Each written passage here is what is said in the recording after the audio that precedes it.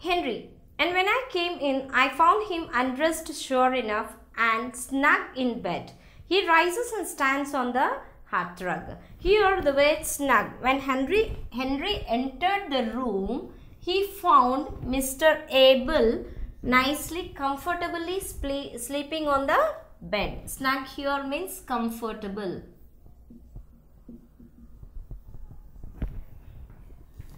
Mrs. Jordan. Yes, he had a warning. I'm sure of that. Did he know you? Henry. Yes, he spoke to me. Mrs. Jordan. Did he say he had a warning? Henry. No, he said, Henry, would you mind taking my boots off? I forgot before I got into bed. So when Henry entered the room, he is lying. Abel is lying on the bed comfortably. So immediately Jordan questioned him. He might have given some warning to Henry about the health condition of Abel. Henry said he did not give any such warning. Rather, he spoke to Henry. Abel spoke to Henry. What did Abel say? Abel just asked Henry to remove his shoes as he has forgotten to remove them before going to the bed. Mrs. Jordan. He must have been wandering. Henry. No, he had got M on all right. So, Henry is asking, Jordan is asking to Henry, he might have been wandering somewhere. Henry said, no, he is quite okay, quite well, quite all right. Mrs. Latter. And when we had finished dinner, I thought I would take up a bit of something on a tray. He was lying there for all the world as if he was asleep. So I put the tray down on the bureau, correcting herself on the chest of drawers, and went to waken him. A pause. He was quite cold. So here Slater, as Abel directly went to bed after having the dinner, Slater thought of giving dinner to her father.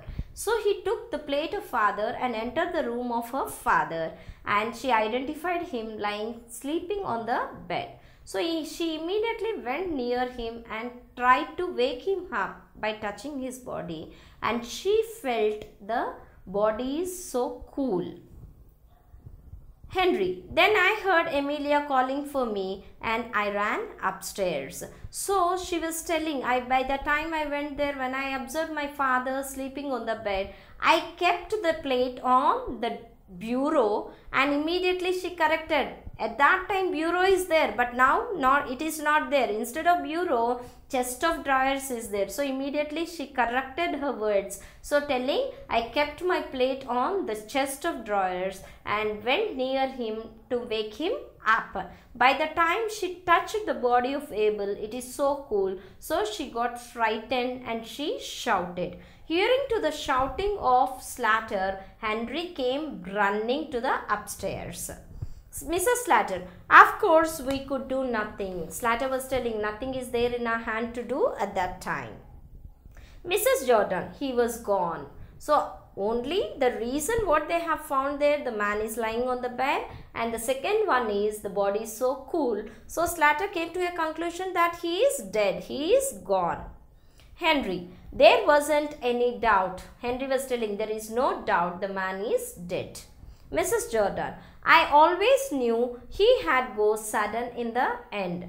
Jordan is telling that I always knew all of a sudden one day he will pass away like that. Mrs. Slater. Rising briskly at length in a business-like tone. Well, will you go up and look at him now, or shall we have tea? Slater is asking now. Well, anyhow, he has passed away. Will you go and look at him once, or do you want to have tea? Mrs. Jordan. What do you say, Ben? Ben. I am not particular.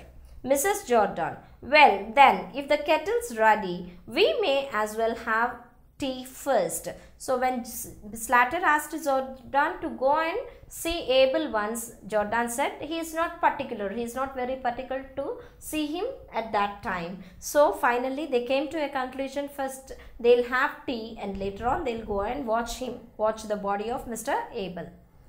Henry. One thing we may as well decide now, the announcement in the papers. Mrs. Jordan. I was thinking of that. What would you put? Generally, whenever any person dies, the people will give just one ad in the newspaper. so that they can inform everybody about the incident happened. So now they are also thinking about the newspaper ad, what they have to give. Ben, the drunken old beggar. Mrs. Slater, after the residence of his daughter, 235 Upper Cornbank Street, etc. Slater is telling what they can give in the ad. Slater is telling the address of the house in which they are living now.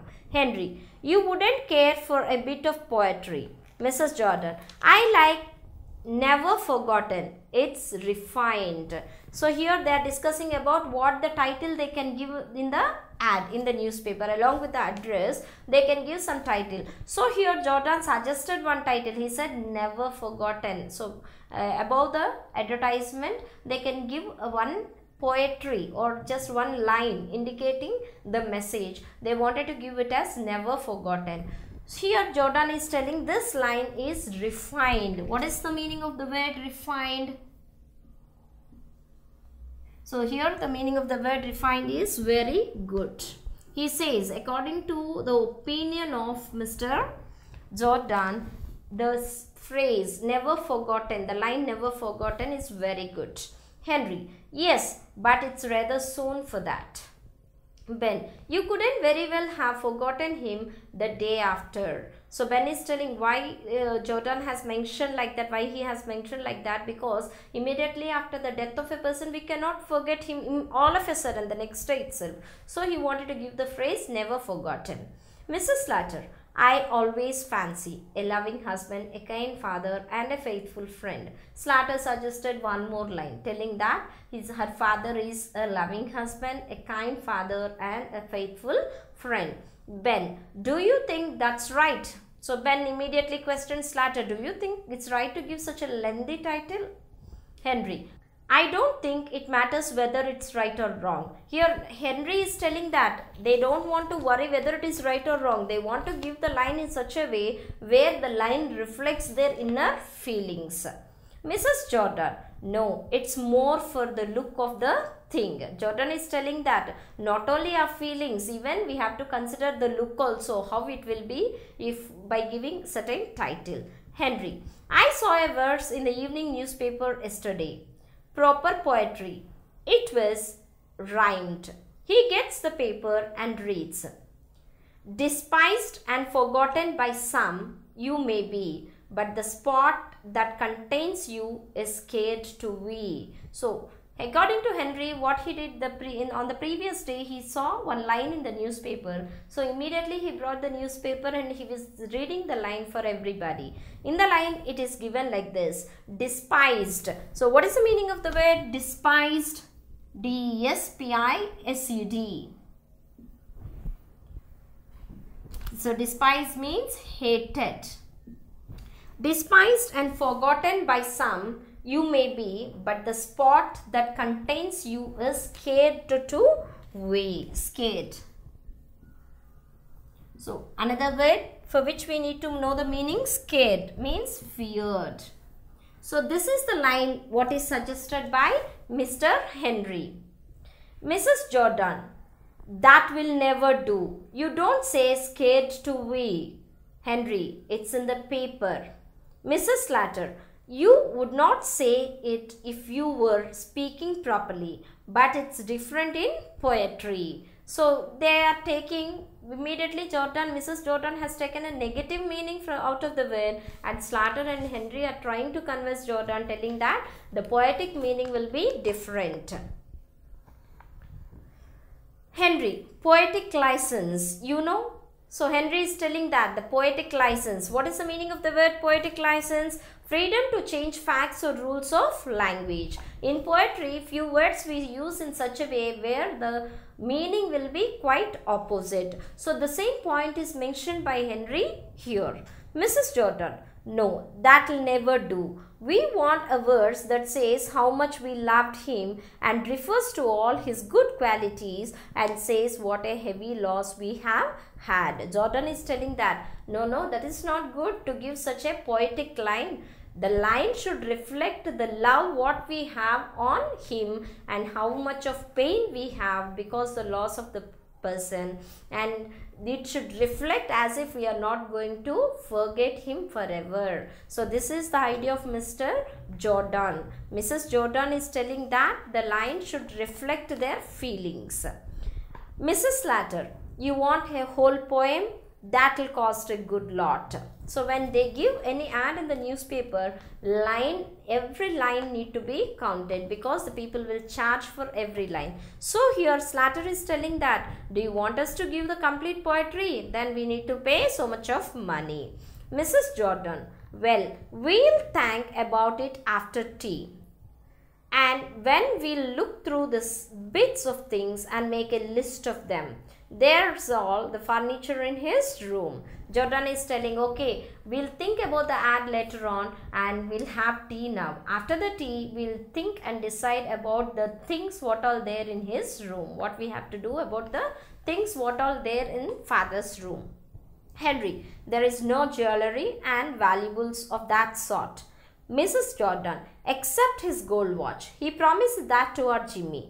Mrs. Slater, promised to your Jimmy? I never heard of that. Mrs. Jordan, oh, but he did, Amelia. When he was living with us, he was very fond of Jimmy. Now here rises the point.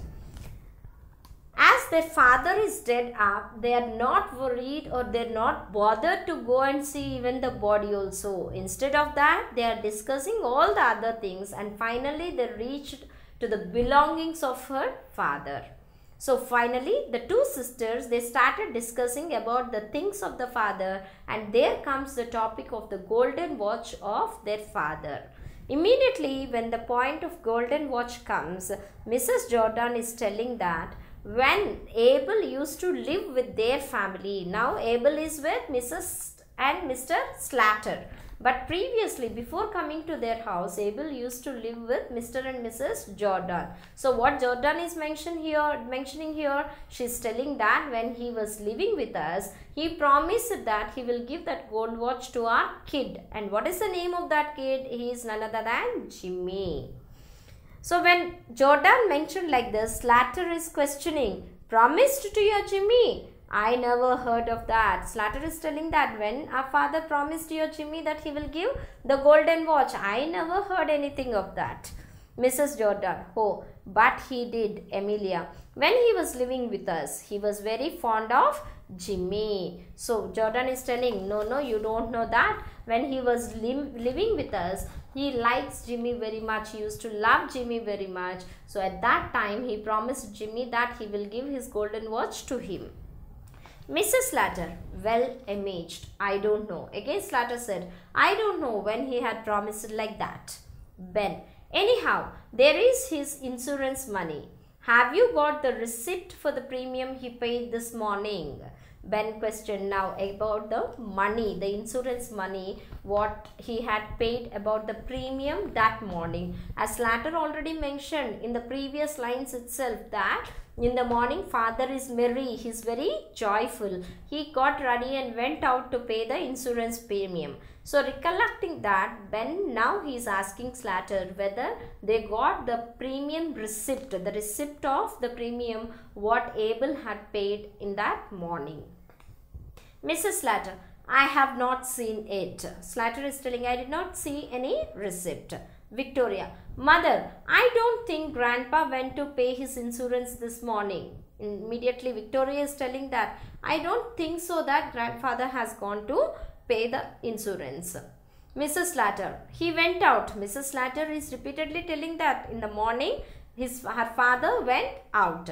Victoria, yes, but he did not go into the town. He met old Mr. Tattersall down the street and they went off past St. Philip's Church. Victoria is telling that it's true that he went out, but he did not go to pay the premium. Instead of that, down the street, Abel met Mr. Tattersall and both of them they went to Philip's Church.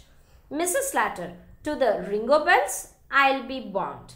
So here Ringo Bell means it is the name of a restaurant. Slater immediately questioned, did they go to a restaurant, Ringo Bells?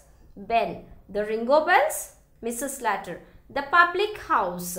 So Ringo Bells is a public house. What is a public house? It is a pub, a place where it is licensed to sell alcoholic beverages. It is a public house that John Sharp's widow keeps. He is always hanging about there. Oh, if he hasn't paid it. Slater is telling that there only one widow stays and her name is John Sharp's. So this person is wandering in that place regularly. They thought that he did not pay the bill of the things what he used there. That's why he might have gone there. Ben, do you think he hasn't paid it? Was it overdue? Mrs. Slater, I should think it was overdue. Ben immediately questioned, is it overdue? He did not pay the money. Slater also confirmed that maybe it is overdue. He did not pay the money. Mrs. Jordan, something tells me he is not paid it. I have a warning. I know it. He is not paid it. Jordan is telling definitely that is the reason. Definitely he did not pay the bill and that is the reason why he is going to that restaurant frequently. Ben, the drunken old beggar. See, previously, first time when Slater was telling everyone that their father has gone out to pay the premium, they felt that he is a great person, great man. But now when they realize that he did not pay the bills properly and they are overdue, so Ben is scolding Abel like this, the drunken old beggar. He's telling them as a old beggar. Mrs. Jordan, he's done it on purpose just to annoy us. Finally, they came to a conclusion that this man Abel did not pay the insurance premium. So they started scolding him and they also have come to a conclusion that wantedly he did it to annoy them. What is the meaning of the word annoy? Annoy means getting anger. So make angry. Here the word annoy means make anger. Angry. So just to make them angry, he did not pay the insurance. This is said by Mrs. Jordan. Mrs. Slater, after all I have done for him, having to put up with him in the house these 3 years, it's nothing sort of swindling. Slater is telling that, see how many things I have done for the father. For the past 3 years, I kept him in the house and I'm taking care of everything. But it's nothing sort of swindling. Here the word, meaning of the word swindling. Swindling means deceiving. Deceiving means cheating. She is telling that, see, I have done so many things for him in the past 3 years, but he deceived me. He cheated me without paying the premium of his insurance. Mrs. Jordan, I had to put up with him for 5 years. Immediately Jordan is telling, he stayed with you only for 3 years, but with me he lived for 5 years. Mrs. Slater, and you were trying to turn him over to us all the time. Slater is telling, okay, he stayed 5 years with you, but all the time you were trying to send him to us. I know what you have done. So this is the way both the sisters are discussing. Henry, but we don't know for certain that he is not paid the premium. So when these sisters are talking like that, immediately Henry interfered and telling that it is not confirmed whether he paid the premium or not. Mrs. Jordan, I do. It's come over me all at once that he hasn't. Jordan is telling, I know everything. In my mind, my sixth sense is telling that he did not pay the premium. Mrs. Slater, Victoria, run upstairs and fetch that bunch of keys that's on your grandpa's dressing table. So Slater, what she did, she immediately instructed Victoria to go to upstairs and get the bunch of keys which are kept on the table. Victoria, with less courage, means timidly, in grandpa's room. So Victoria, as she is a small girl, they knew very well what is there in grandpa's room. One dead body is there. That's why she got frightened. So timidly means without any courage, she is telling, in grandpa's room. Mrs. Slater, yes. Victoria, I don't like to. Immediately Victoria rejected to go to grandpa's room. Why? She got frightened. She is afraid of going there. Mrs. Slater, don't talk so silly. There is no one can hurt you. Victoria goes out reluctantly.